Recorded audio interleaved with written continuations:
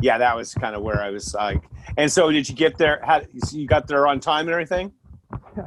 Well, okay. So, as you know, with my attention deficit disorder, I get easily, distracted.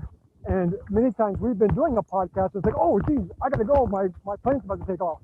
Well, so we were going to do a podcast yesterday at the airport because I was going to have time in my second flying from San Diego to Dallas, and I had some time there.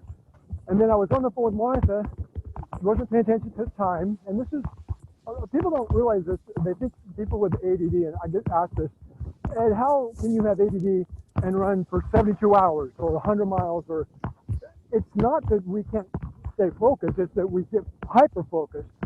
And when something we're passionate about, we don't, nothing else, we don't remember other things. Like that's why you could put a ADD kid in front of a computer game and he could play for 8 hours. No problem. But yet in school, if he's not being, motivated, if it's not something that excites them or interests them or keeps their attention, they're all over the place. And that's probably why I have a hard time on Facebook, because I'll start doing something and then I get bored with it or lose my attention and I'll not follow up with it. So I'll start talking, like my Breaking Bad water.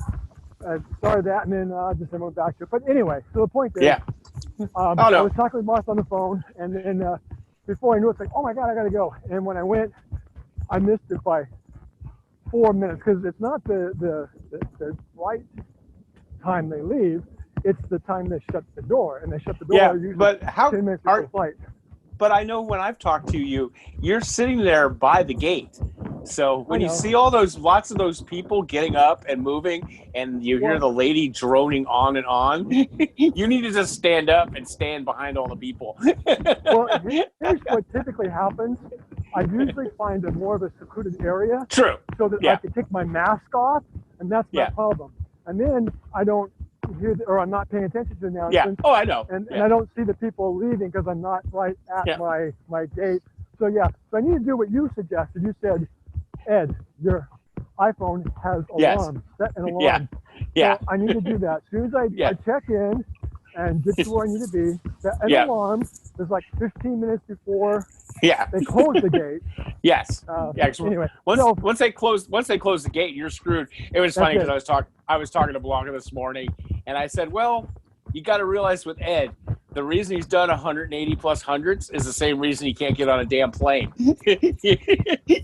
And you summed it up perfectly anyways. Well, so